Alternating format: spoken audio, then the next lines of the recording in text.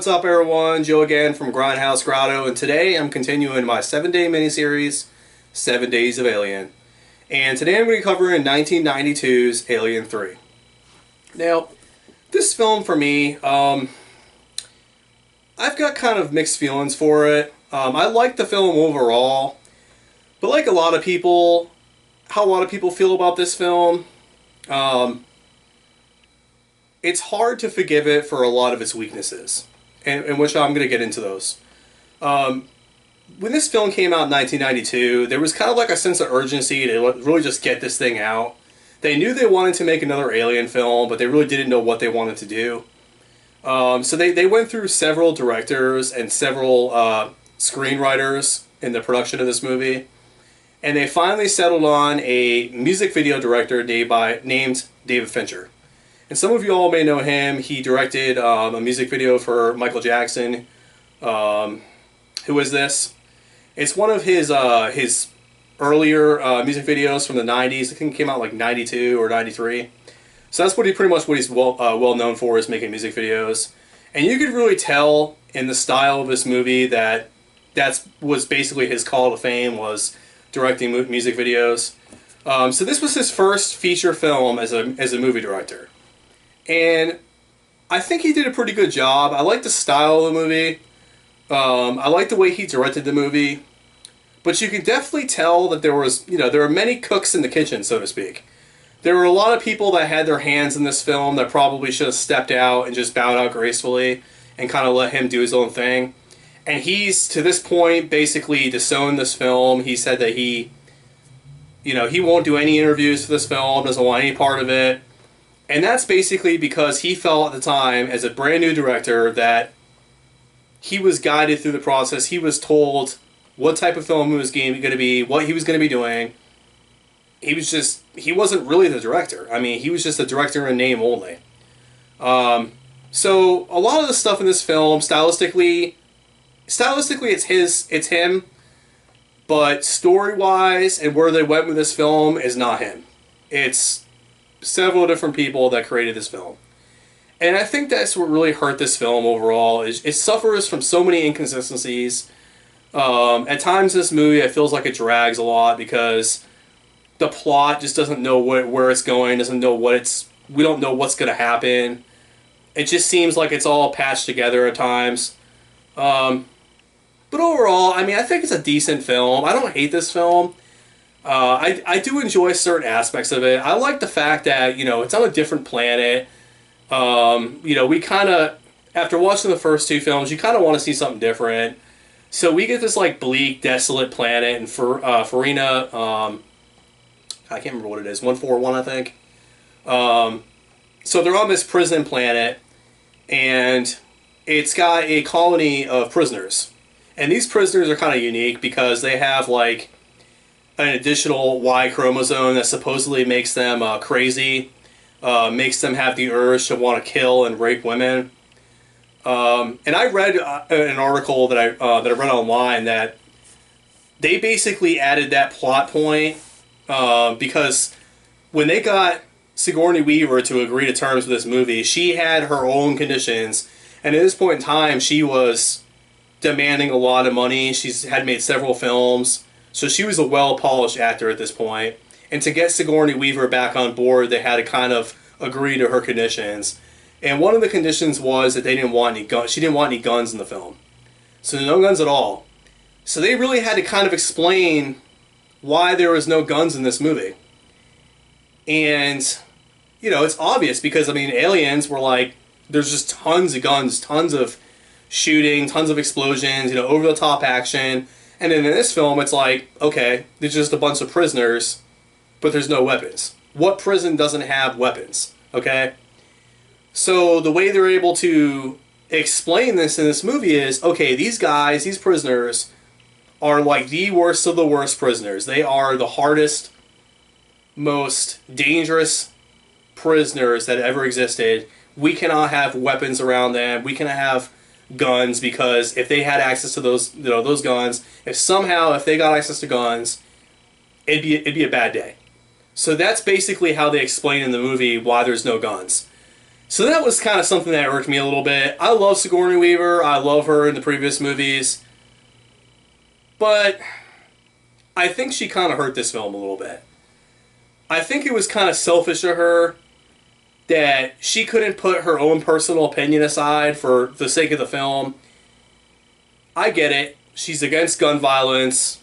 That was one of the things that she was kind of championing for in the early 90s was, no guns. I get it.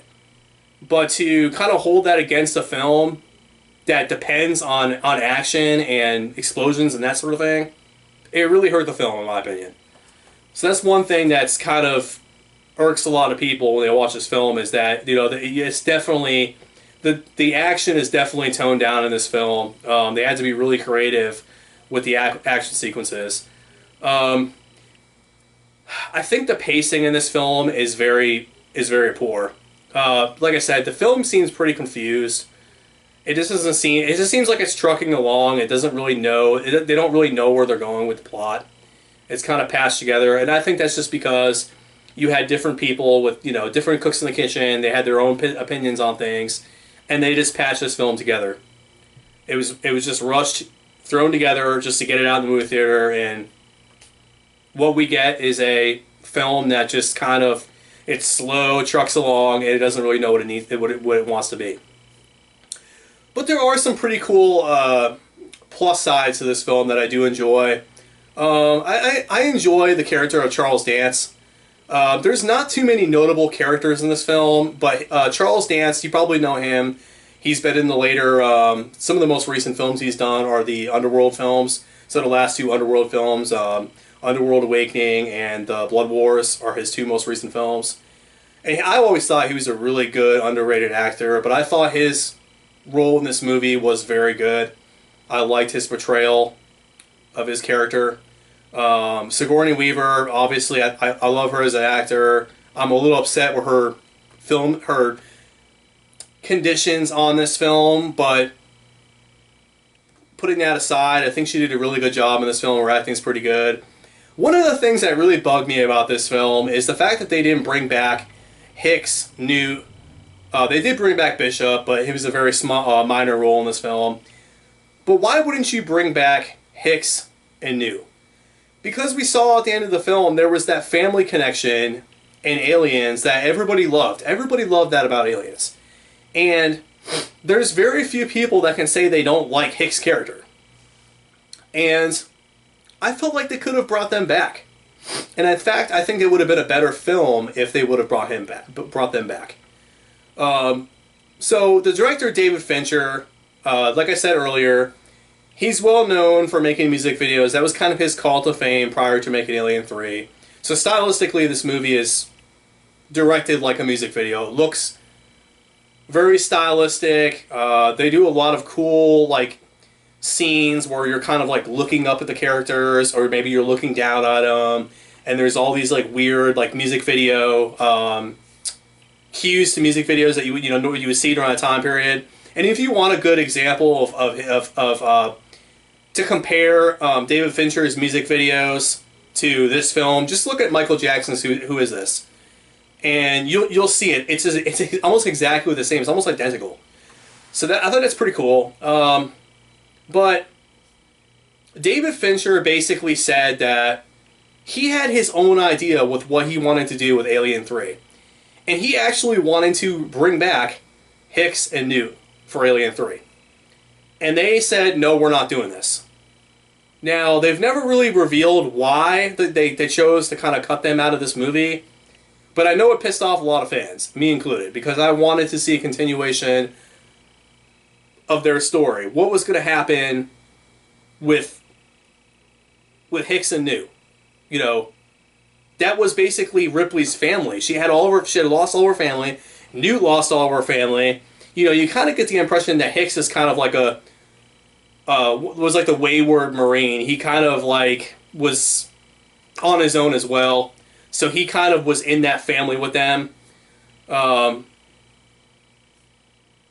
It just irks me to this day. This film irks me because I'm still bitter at the fact that they didn't bring them back. And I was okay with them trying something new. But this film just doesn't seem... It just doesn't seem to have a direction. It just seems like they're just putting this movie out to make a quick buck. And I know I've said this in several reviews of different movies, but when you get into the later films of a franchise, it's kind of expected. It's a cash cow. They just want to keep milking it and get as much as they can out of the franchise. I get it. You know, I can't say I wouldn't do the same thing. If I was a film producer or I was a director, I'd be wanting to get as much money as I can. But at the same time, be respectful to the films that came before it. Put forth a respectful movie. And like I said, I don't hate this film, but I just feel like there's something missing from this film. The film just seems really slow. There's very few action scenes. And when you see an action scene, it's kind of a letdown because you've seen such good action sequences in the previous two films, and this film just like you always want to see a film top the previous films, and this film doesn't do it. So we get into the plot. I'll get into the plot now. This film picks up right at the end of Aliens.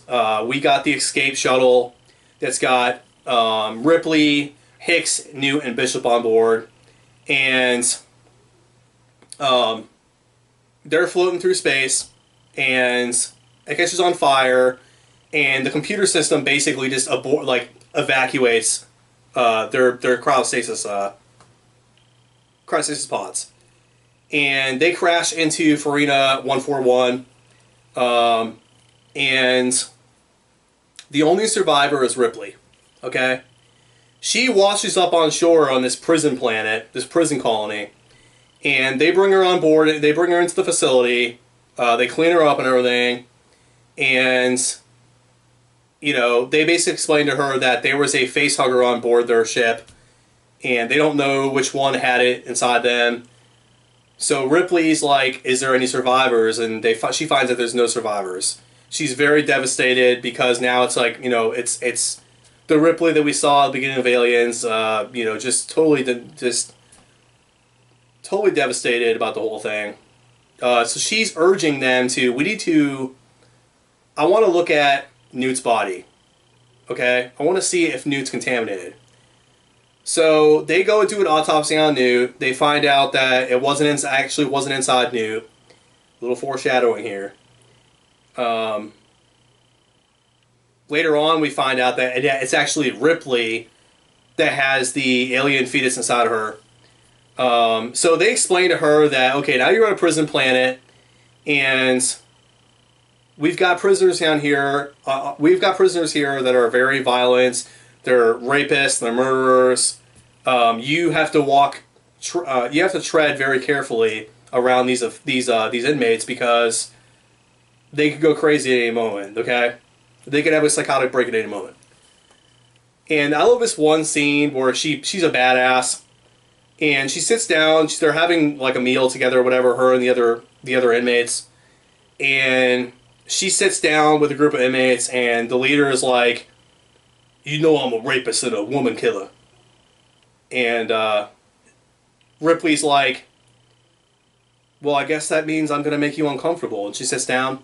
I love that scene. To me, that was pretty cool. That was a nice little like nod to Ripley as being a badass. Okay, so we're kind of like expecting that she's very distraught about losing everybody, but we're reassured at this point that Ripley's Ripley. She's badass. We don't have to worry about it. She's still gonna be badass in this film. Yeah. So this alien fetus is on board the ship. It grows to full maturity. I'm sorry, not on board the ship. It's inside the facility, and it grows to full maturity inside the facility, and this film basically just evolves around the inmates surviving the alien. And that's pretty much it. There's a rape scene in the movie, which was really awkward. Sigourney Weaver gets attacked by several of the inmates. One of the other inmates comes to her rescue and saves her. Very awkward and very controversial at the time. Yeah, this movie just... I don't know. It's just not. It's not a very good film. I do enjoy it as an alien film. I love seeing the aliens. The alien in this film is a saving grace in this movie. I mean, without the alien in this film, I don't know what this film would be without the alien. The plot's so convoluted, so patched together. There's just not much there other than just the alien killing people, and it's crazy because some of the scenes, you know, the people just seem to be like it's just inevitable. The alien's gonna get them. You're just waiting for them to kill another person. It's just okay, another person's gonna get killed, and then that's pretty much it. So that's pretty much it. I mean, Ripley knows that she's got the alien inside of her. She's begging the other prisoners to kill her. At the end of the movie, I don't want to ruin the end of this movie because the ending of this movie actually is pretty controversial as far as the way alien fans hate this ending. Okay, and I don't want to ruin this ending if anybody hasn't seen it. But yeah, it's a very controversial ending. It's what I want to be careful the way I word this. It's not a very fitting end. It's not a very fitting end to this movie. It pissed off a lot of people, and that's all I'm gonna say. I could say something, but I don't want to. Like I said, I don't want to spoil it. But yeah, I got mixed feelings for this movie. It's not one of the films that I've watched a lot as a kid growing up. I watched it with, you know, the marathons and stuff. I've watched it as an adult. To this day, I kind of grind my teeth a little bit when I know I've got to watch this one. I kind of want to get through it so I can get through to the other films. Yeah, that's Alien 3 in a nutshell. I like it for certain things. I like the alien. I like Sigourney Weaver. I like Charles Dance. But other than that, it's just not very high on my list. If I were to rate this on a scale of 5 stars, I would give this a 3.8. It's not an absolutely horrible film. It's not one of the worst films I've seen. But in Aliens lore, this movie, it goes down as one of the weaker entries. It suffers from so many plot inconsistencies. It seems patchy at times. It's very slow. There's not that much action. It definitely did not top the first 2 films. And I just think that David Fincher could have, if they would have allowed David Fincher to do what he wanted to do as a director, this film could have been so much better. And that's pretty much it. That's what I got, guys. I just don't know what else to say about this film. I don't generally enjoy it. I enjoy it for the alien in this film and Sigourney Weaver and just continuing the story because you want to know what's going to happen next. But other than that, I'm just not a very big fan of it. I kind of fit into the mixed reviews that the fan base has had about this movie. I can't get into it. But anyways, guys, that is my review of 1992's Alien 3. Keep in mind, I'm going to be doing 3 more reviews. I'm going to be doing Alien Resurrection, Prometheus, and Alien Covenant. And then on the 7th day, I'm going to be reviewing the entire franchise. I'm going to share my thoughts on all the films.